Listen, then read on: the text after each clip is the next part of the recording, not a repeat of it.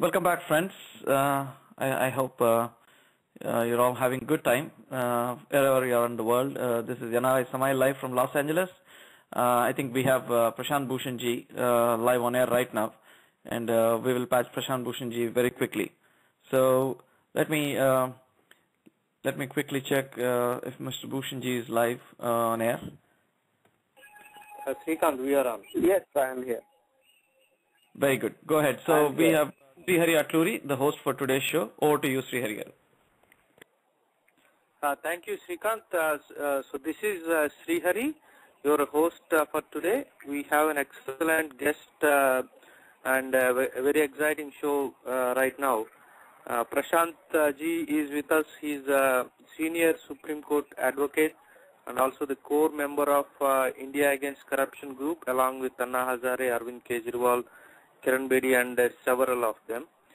So without much further ado, since Srikanth has been giving the background about today's show and also our guest, so we will go ahead and start. Prashant ji, welcome, and I hope you are having a good evening.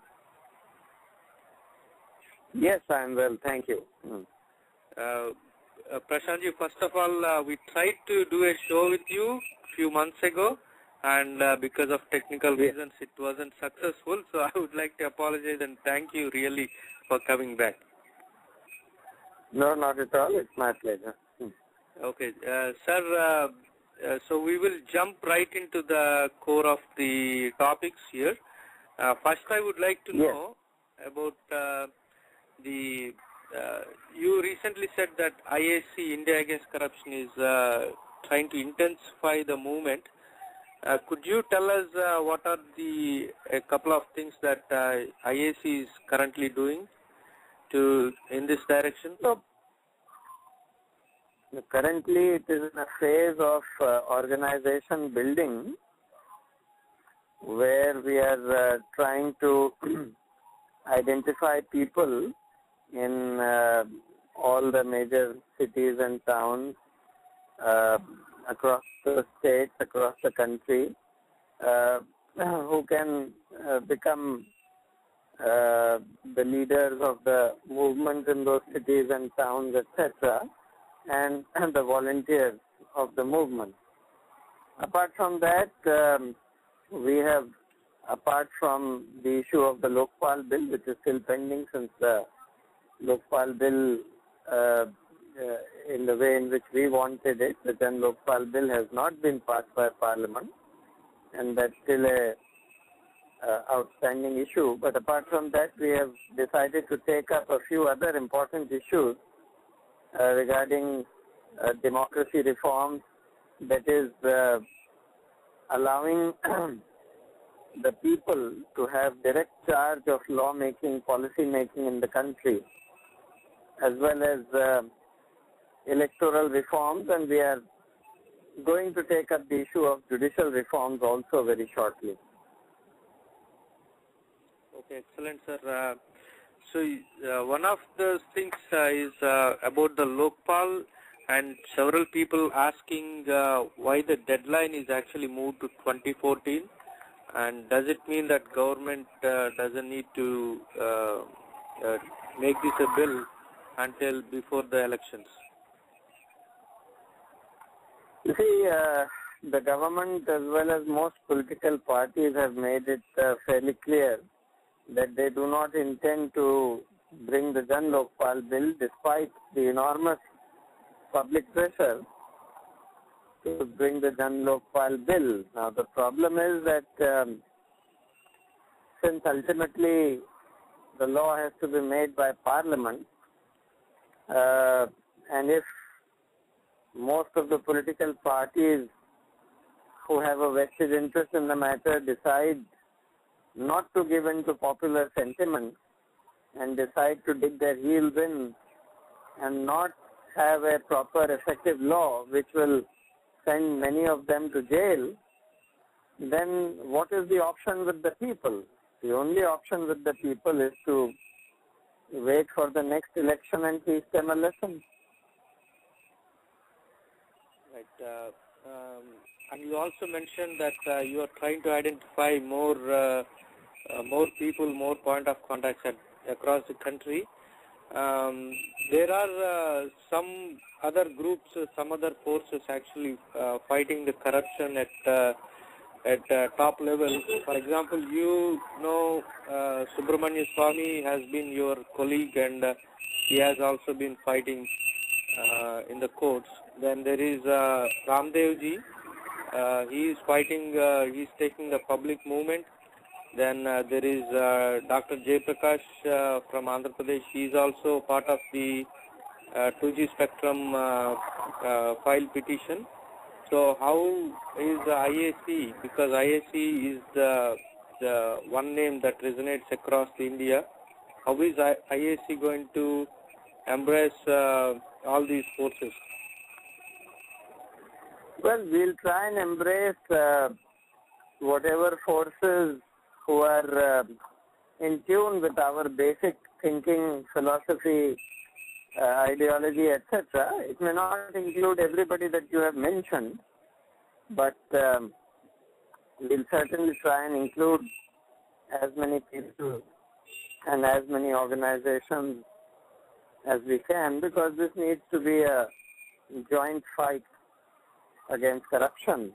But of course, in the joint fight, we cannot afford to have people with a dubious record for integrity or dubious record for or communal people or people who have other serious problems.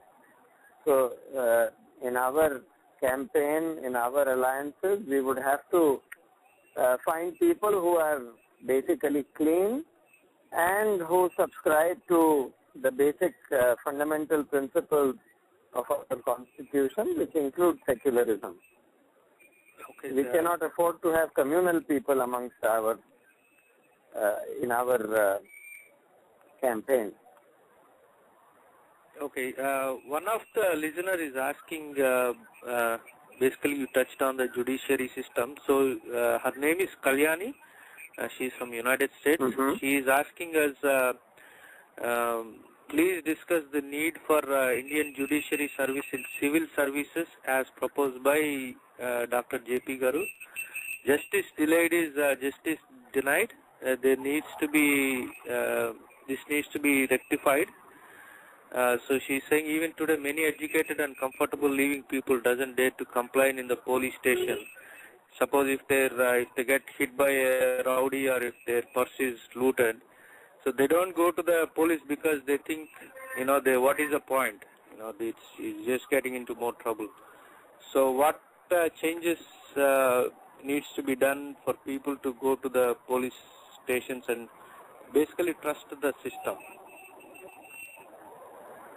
Yeah, we need comprehensive reforms of all our administrative agencies, including the civil services, the police, the judiciary, among other things. So all of these agencies have become not only corrupt but insensitive to the needs and the concerns of the common people. All this needs to be changed, and part of the reason for that is that we have inherited the structure of these agencies and these organizations, the civil service, the police, etc., from the British, who created these organizations as an instrument of control and not as services for serving the people of the country. And therefore we need fundamental structural changes to be made in these agencies. Okay, excellent, sir. Okay. So, Kumar Shastri from Secunderabad is asking, since there is enough time until 2014 elections, can IAC bring a list of people that they would like to support in the elections, general elections, and basically enter into politics in that way? Yeah, we are seriously thinking about whether we should participate in elections, and if so, in what manner. we will need to think about this more carefully, because participating in elections is a different ball game altogether as to whether it should be done, how it should be done, whether it will lead us anywhere or not is a matter which needs to be seriously considered, whether we need to just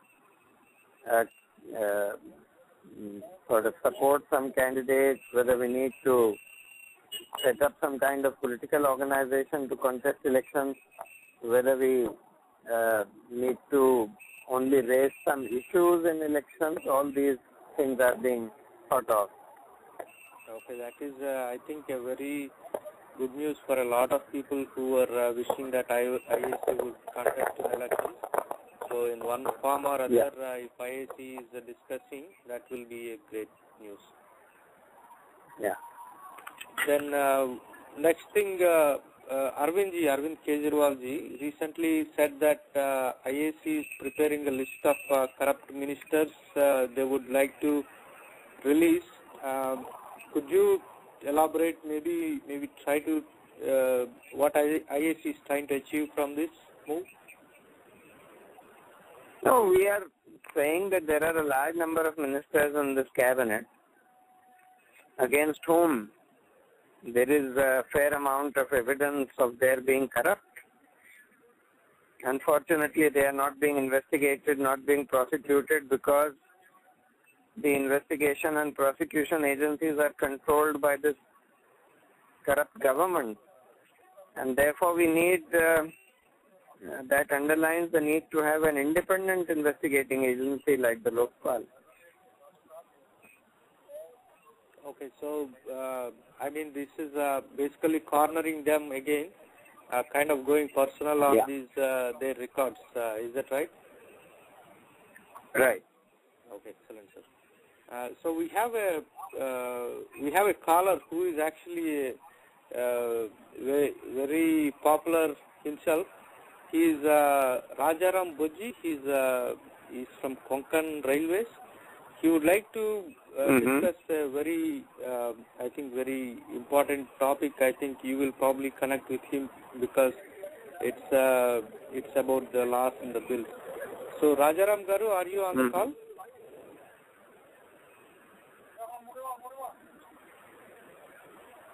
Hello, Rajaram Garu. Can you hear us?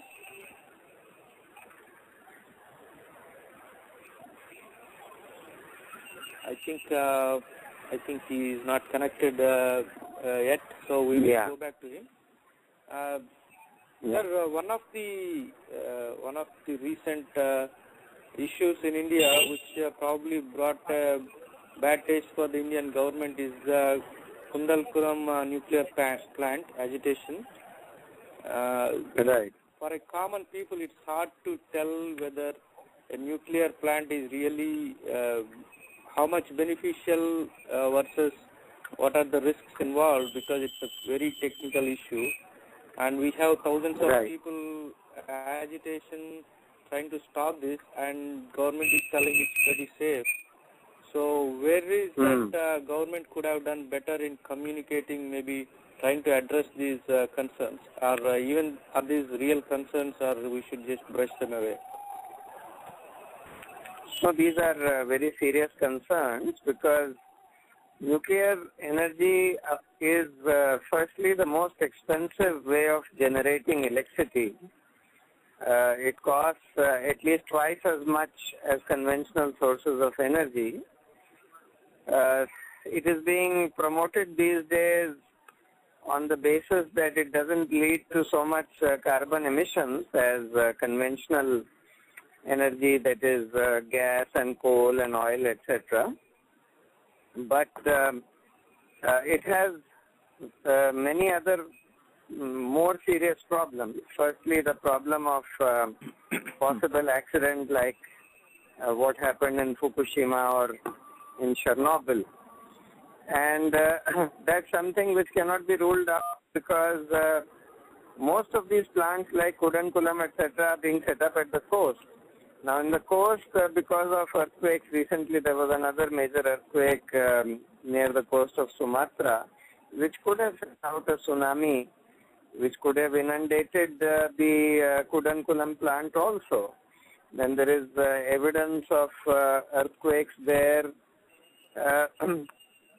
And there can be a accident produced by any other thing as well, including human failure. And if you have an accident, the costs of the accident are so phenomenal, just as in Fukushima. It has led to the shutdown of all nuclear energy in Japan, and nuclear energy accounted for 1/3 of the total electricity production of Japan. All that has to be shut down because of this one accident, which has produced so much, which has caused so much damage that it wipes out many times over all the benefits of nuclear energy from all the nuclear power plants in Japan. Many times of that.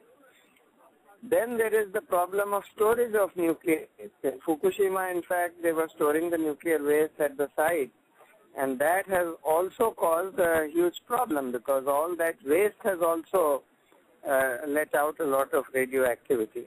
And then there is the problem of security of the nuclear material.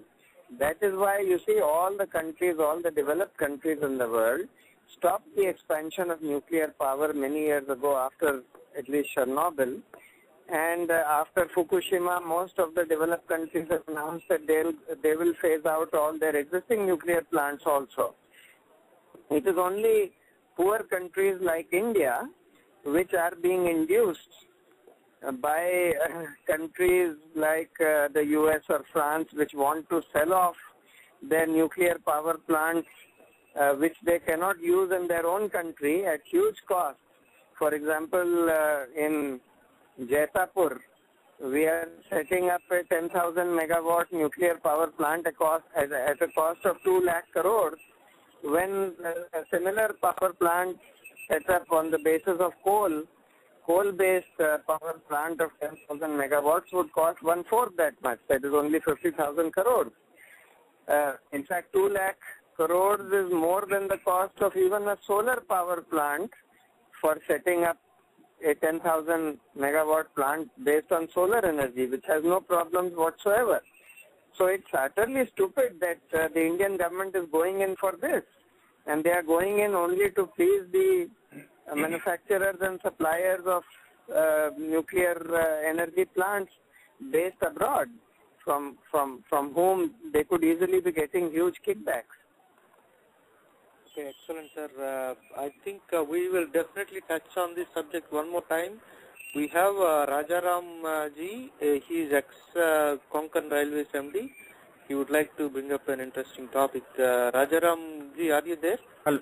Yeah, I'm here. Are you able to hear me? Hello. Okay, please talk loudly. Thank you. Yeah. Hello.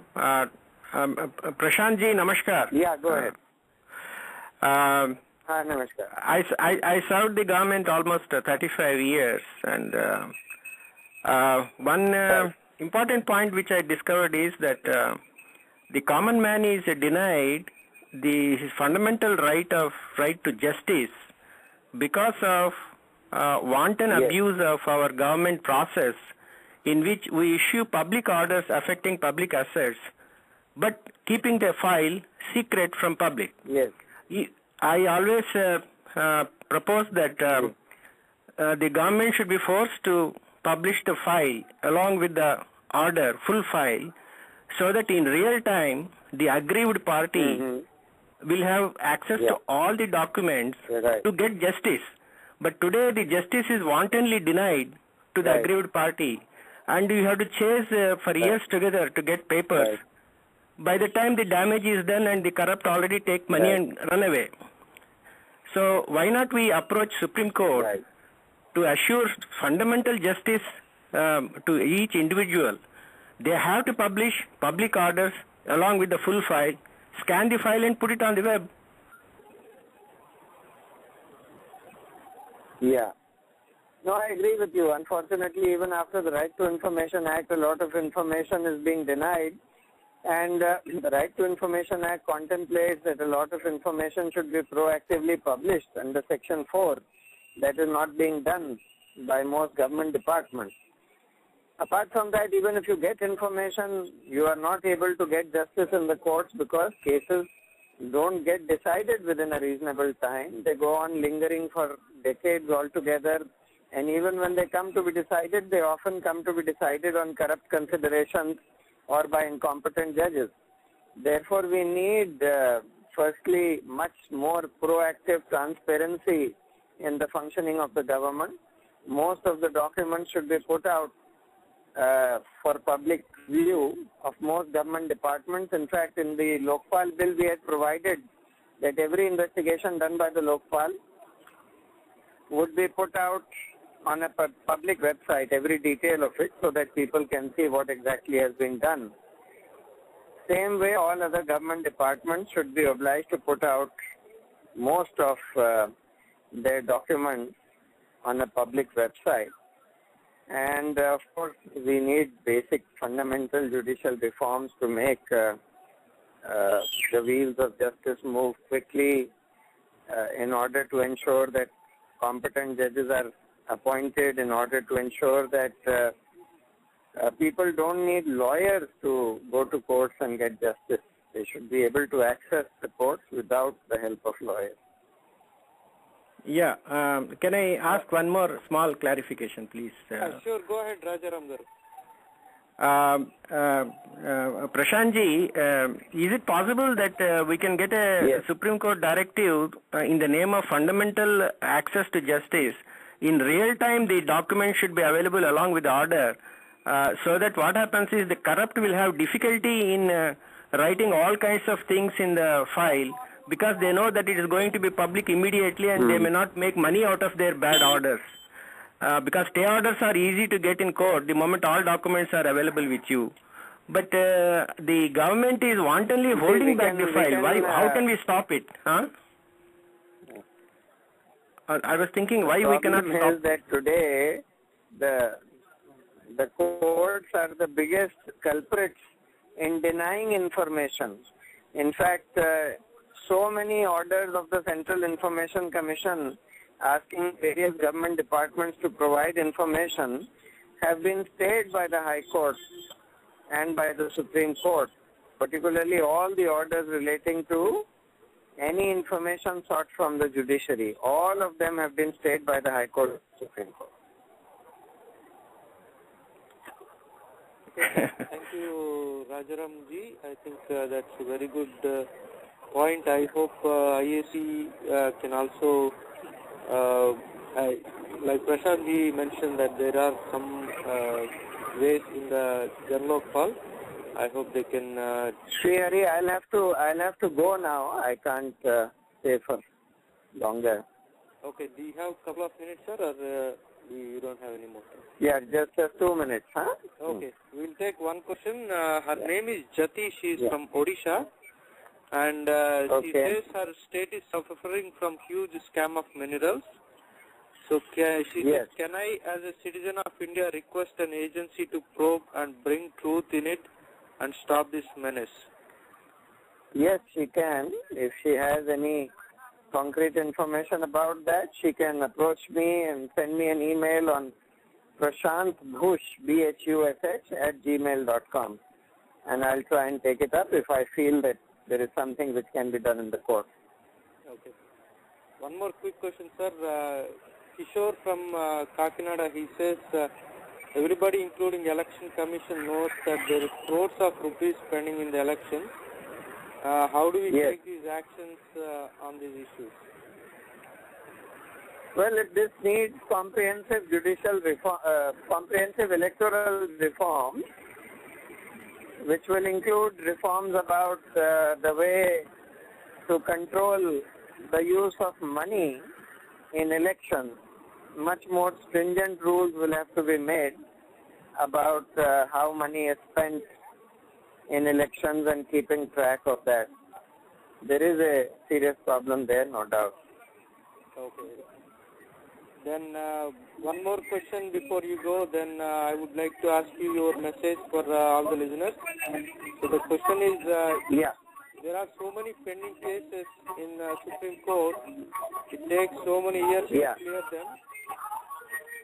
Yes. I think So what are the actions that can be taken? No, as I said, we need comprehensive judicial reform, which will require all kinds of reforms in the judiciary. Okay. I'm afraid that I'll have to go now. Huh? Okay. Thank you very much. I know you are in the middle of a wedding. Okay. Bye. All right. Yeah. So friends, that was Prashant ji. He actually told us right before the call that he had to be at a wedding and he couldn't. There's going to be some background noise. I think the background noise has picked up, so he dropped off the call. But friends, we'll be on this call for next 10-15 minutes. We'll continue our discussion. And if you would like to participate in the discussion, we can still talk about a lot of concerns that are raised on our chat window at NRISamay.com. We can discuss them among ourselves. And like Prashant ji mentioned, we can give them the feedback and he can respond. We will put all the answers on NRISamay Facebook page, which is facebook.com/NRISamay. So friends, if you are in US, you can call into the studio. The number is 323-410-0162. So that was Prashant Bhushan ji. Couple of things that he mentioned. He said that the IAC, about the IAC movement, he was telling that they are still trying to reach more people across India and get more contacts. Then he mentioned IAC wants to make sure that people who they are bringing in are actually matching with what their principles are. So that's also interesting thing. We talked about the nuclear plants. Actually, I wanted to ask him about, nuclear plant is probably at least it's seen as the most powerful way of getting the energy that is needed, much needed for our country. So we couldn't talk about that. Let me see if we have any callers. I think we have a caller. Srihari garu. Yeah, Srikant. This is Srikant. I just joined the call, and we have Rajaram Boji garu, who's been ex-head of Konkan Railways. I think he mentioned a wonderful point. It's like he has been talking about how a government order is put out in the open, but not all the documents pertaining to the government order is not put out in the open, which is where people are taking an advantage. They're writing whatever they want to write even before the document is put out in the open, and then those documents are hidden. So I wanted to understand more on the perspective. Rajaram Garu is still on air. If we can explore what he's trying to explain. That seems to be a fascinating, interesting point wherein you can stop corruption even before it happens. Right now, all we are talking about is what happens when the corruption is done. We want to bring them to justice. We wanted to make sure he's prosecuted.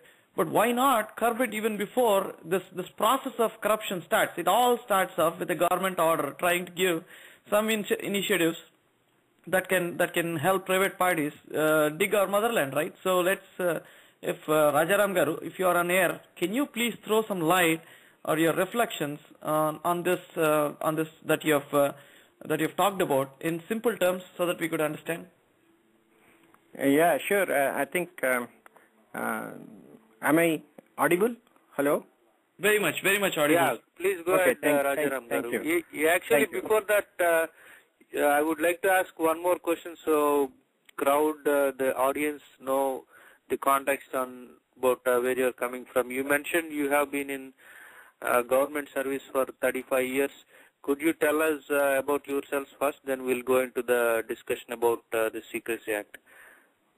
Okay. I belong to Indian Railway Service of Engineers and served from 1970 to 2005 Indian Railways in various capacities.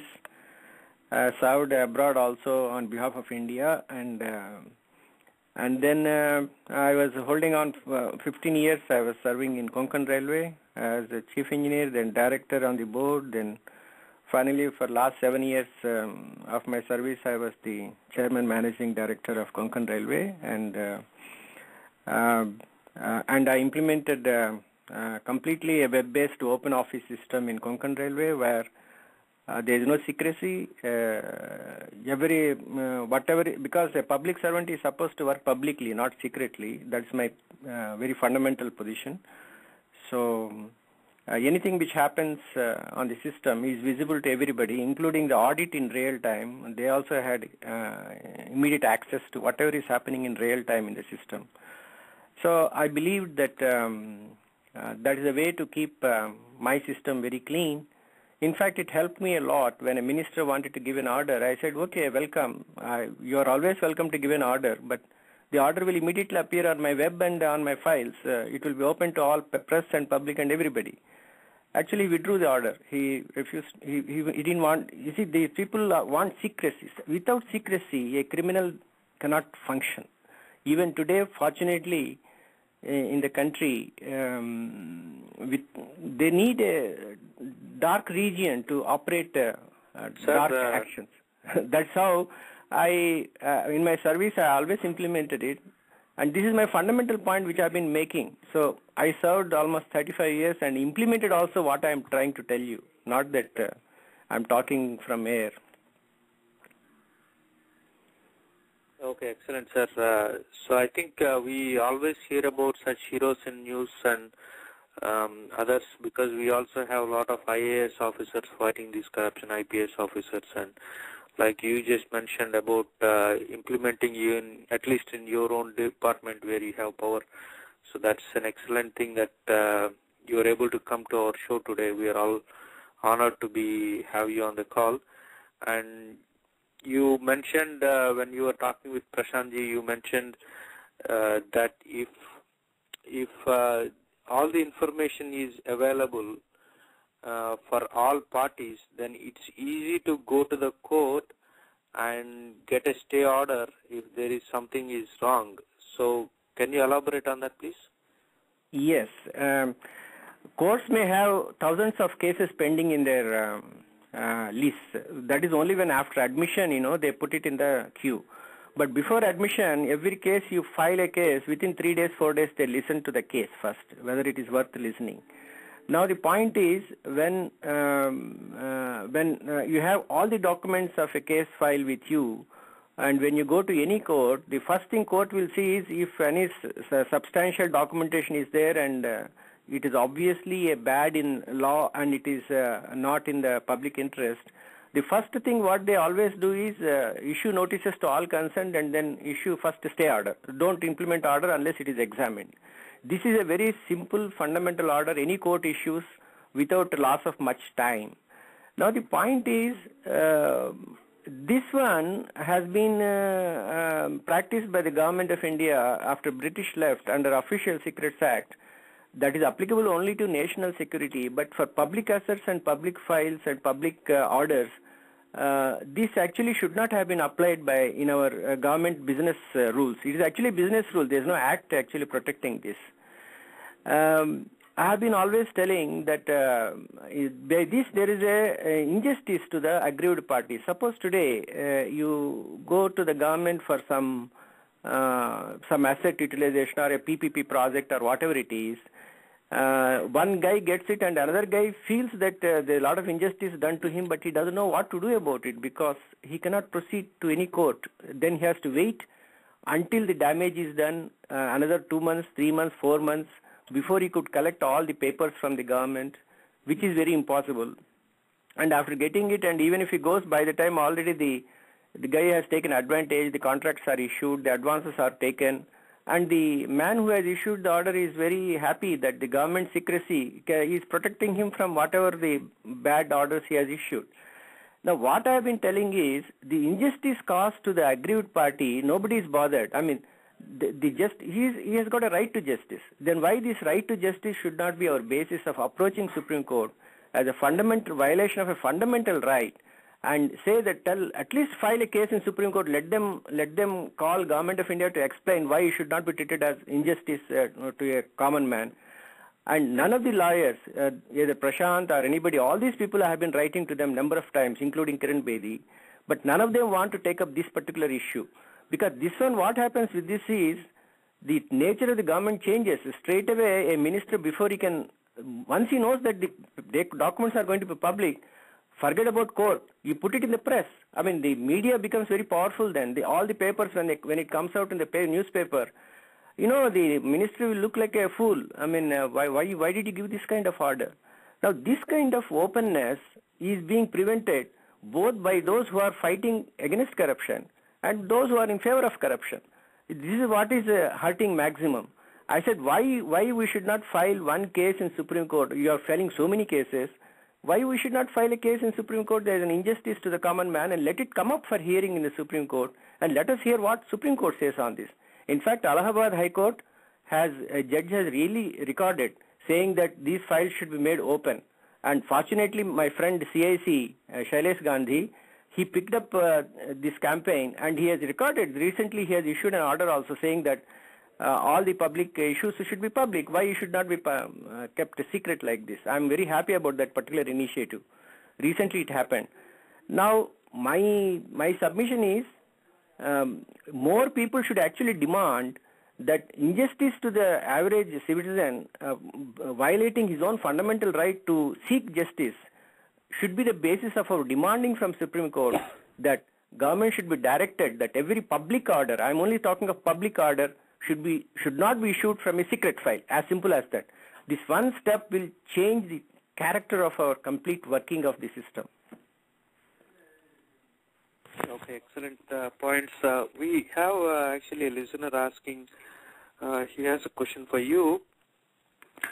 So he says, what could be the technical issues that the government has to bring such an act?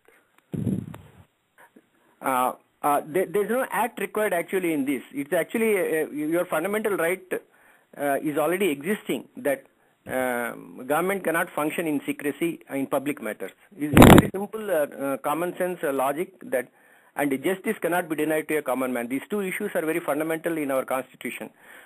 So now, what is the technical issue which will come up is only the government will say that the files are bulky. It is technically not possible to even for Right to Information Act, you have to pay a lot of money to get some information from these people. They say technically not possible to collect from so many departments and all nonsense. They will go on telling you a lot of excuses also. But in this case, it is very simple. A file with the order is always one thing. One file only will be there. Noting sheets will be there. That 15, 20 or 30, 40 or 100 pages will be there.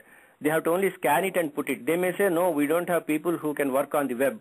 Oh, we don't want them to expose themselves when they are working and processing the order. Let them do everything secretly until the order is finalized.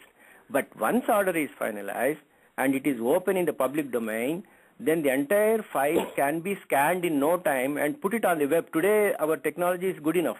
On the servers, they can scan the file and just place it on the web for access to anybody concerned. What is wrong in that?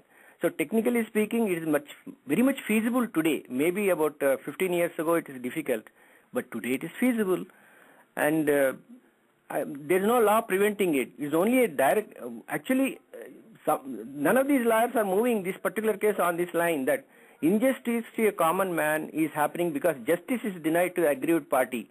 Why we should not fight on this case? At least try it in Supreme Court, because we are filing so many things in Supreme Court. Why the lawyers refuse to do it? Even Prashant just now avoided saying it. There are too many cases in judicial. They will not take proper view. I am not talking of single case. I am talking of systemic change, a constitutional provision.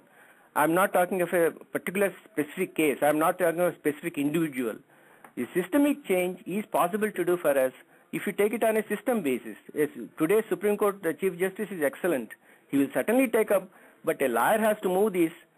And I don't know, I have been telling, but why they don't want to move is another point. The answers given are very, very roundabout. They will talk about, no, we'll get Lokpal bill. In that, we'll make all the documents open. I am talking today, any order issued should have the documents open. Why we should not demand it? Okay, Right to Information Act has got Section 4. But that is given a long time to implement. I don't know why they put a 4, but they put a lot of clauses there so that nothing comes out ultimately at the end of the day. Till now, nothing is coming out. But I don't need an act for this. I only am saying that constitutional provision of justice to all equally should be available. That's all. We should demand on that basis, I feel. I mean, that's my belief. Right. So if you are saying if an official wants to just scan it and put it out there, so that's quite possible, and probably what you have done is also that when you are in. Yeah, it is very much feasible, technically feasible. Right. I think the issue that probably we are facing is, like Prashant was telling, even if we have an RTI, which is a law, which is telling about proactively putting information available for the people, the government officers are going that far that they don't even want to follow the law. So, on the other side, it's an ethical thing which law allows you to do, but it doesn't mandate you. Then I guess they are not going to do it unless somebody else has forced them to do. Yeah.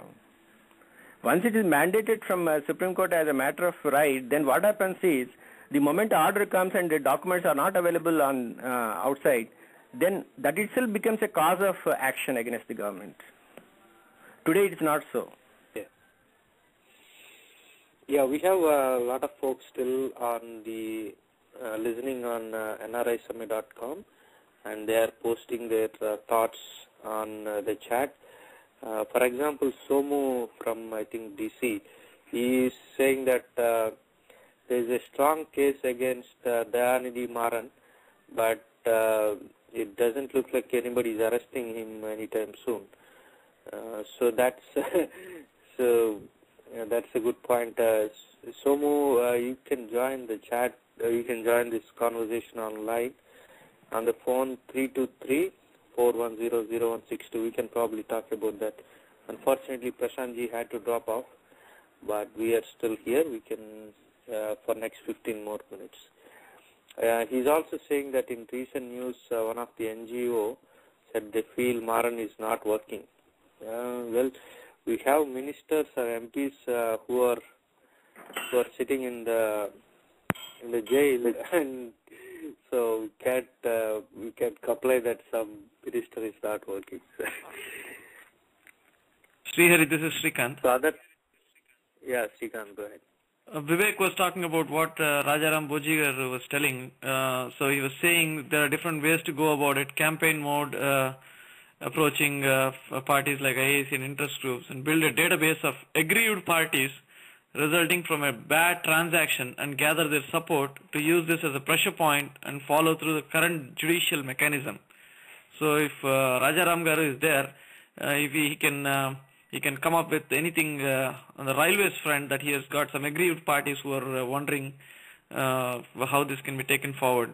Rajaram Garu, are you there on call right now?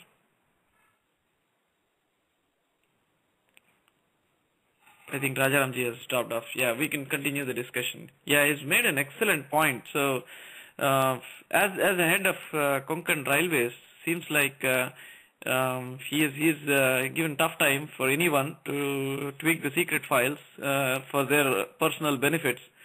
So that's a wonderful, wonderful point he's mentioned. What do you think, Sri? Yeah, that's a very good point, Srikanth. So a lot of people actually are connecting with Rajaram Garu's views. We don't know the name, but in the chat his name is posted as hi.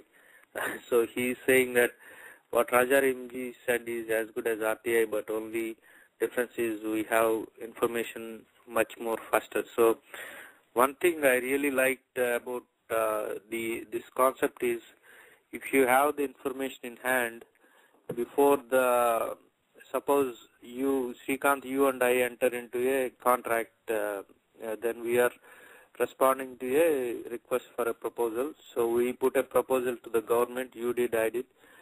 And in today's state, the only visibility I have is after everything is done, I'm going to know that Srikanth has won the bid, and I have no idea what is wrong with my bid versus yours. and it could take years trying to dig through, maybe file an RTI, maybe file something else, go to the court, dig through it. Maybe you already built the dam that this proposal is for, and you already got paid, and you are out, and I'm still trying to fight in the court.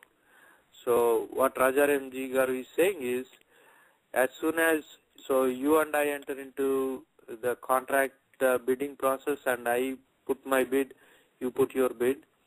As soon as the government says, okay, Srikanth has won the bid, they're also going to post all the information, all that I have put together and you have put together on the website.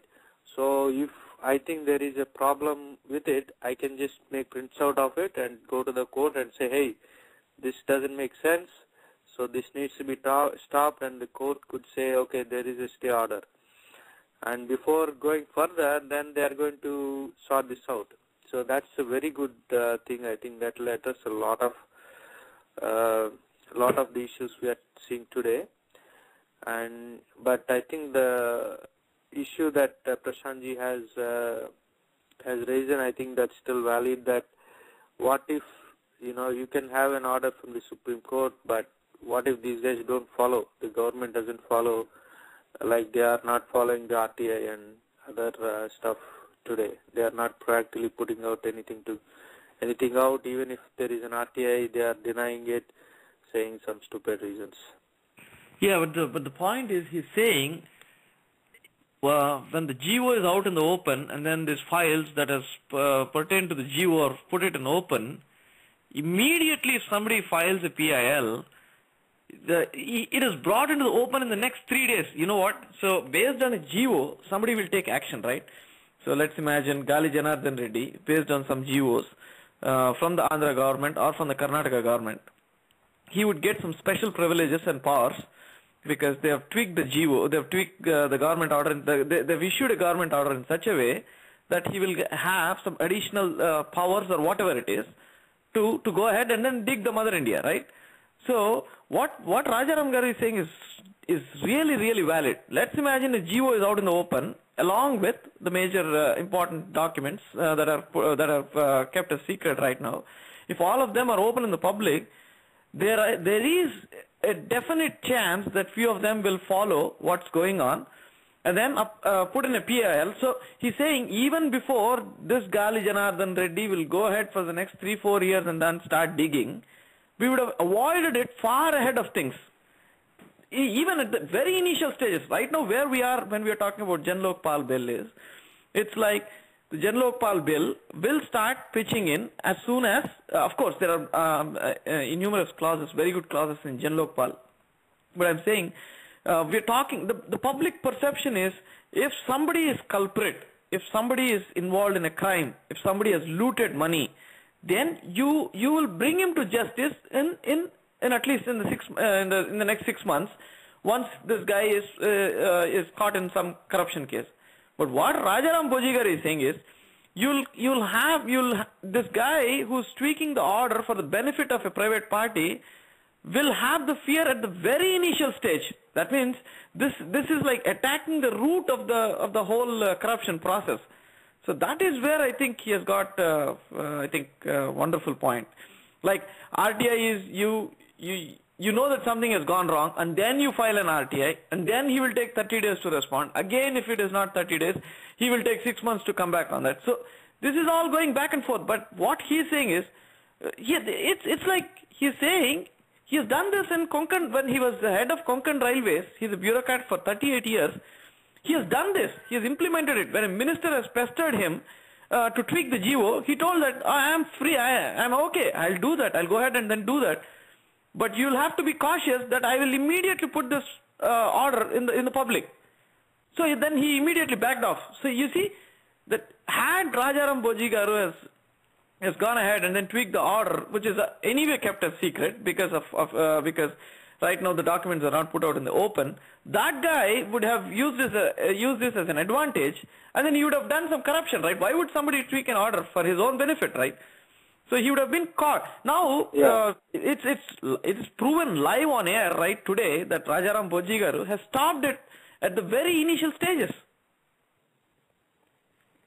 Yeah, so similar thing, Krishna Shastri from Secunderabad is saying that if at all bureaucrats place their dealings, which is government orders, with ministers finalized, none of the IAS officials in AP would be in jail because of taking orders from XCM. So he's saying if they fight it with the ministers like Rajaramji did, and they said, okay, I'll do it, but I'm going to put it online, so it's transparent for everybody, then they would not be facing such issues. So very good point from Kumar Shastri.